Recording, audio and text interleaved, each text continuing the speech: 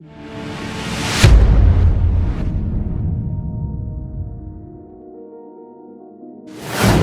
некоторым данным, скорее всего с долей шутки, конечно, но тем не менее, оценка всех найденных кладов в России составляет 276 миллиардов 129 миллионов 566 тысяч 728 рублей. Мы очень рады, конечно, за тех, кто нашел все эти клады, ведь они на этом немножко заработали. А ведь еще сколько кладов не найдено.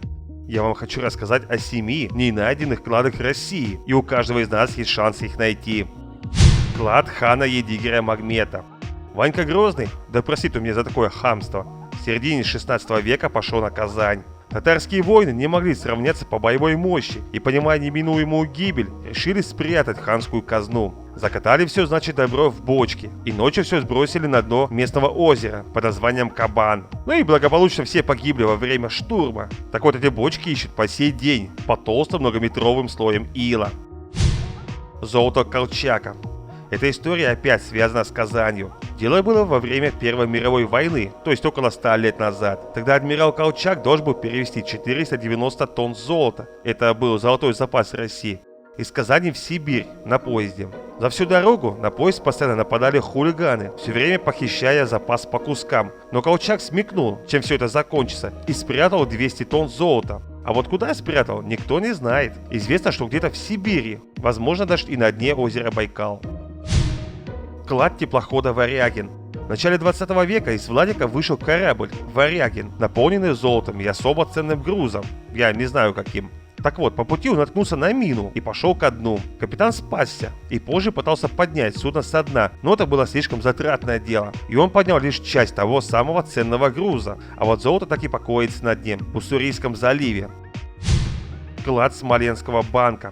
Во время Великой Отечественной войны из Смоленска вышло 8 грузовых машин, наполненных ценностями из банковских хранилищ. Лишь 5 машин дошли до Вязьмы, а вот 3 машины исчезли бесследно после обстрела. Но в наши дни находят очень много монет 24 года возле деревни Относово. Скорее всего, где-то там и покоятся остальные богатства. Клад атамана Семеновна. Некий атаман Семенов, совершив побег из Читы, прихватил с собой запас Российской империи, вот же ж нахал, и закопал все в районе станции Даурия. Это российско-китайская граница.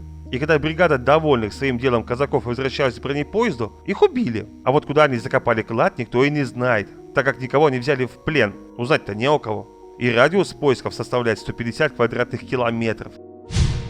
Клад Наполеона. Когда Бонапарт покинул Москву, то захватил с собой на память несколько обозов с золотом и прочим скарбом, но русские наступали ему на пятки. И на всем пути Наполеону приходилось скидывать часть украденного, чтобы немножко нарастить темп бега. Так что вся дорога от Москвы до реки Березина устлана закопанными небольшими кладами, и у реки Нара один из кладов уже найден. Клад графа Растопчина. В 37 километрах от МКАД на 61-м километре Старолужского шоссе есть санаторий Воронова. Во время войны 1812 года это была усадьба, в которой расположился граф Растопчин, генерал-губернатор Москвы. Туда он свез все свои несметные богатства. Так сказать, все свое ношу с собой. Так вот, подошел к Москве Наполеон, и граф инсценировал гибель своего богатства, устроив пожар усадьбы. Но не тут-то было, на самом деле под зданием были подземные ходы, через которые граф все и вынес, и закопал где-то неподалеку. А вот где именно, никто и не знает. Вот такие дела. Если обзавестись недорогим металлоискателем типа Аськи 300 и забить на закон нанесения вреда культурному слою, за который сажают на 2 года и дают большой штраф, то в принципе можно неплохо и озолотиться. Если было полезно, то спасибо за лайк и подписку. Всем спасибо, не забывайте про законы и пока.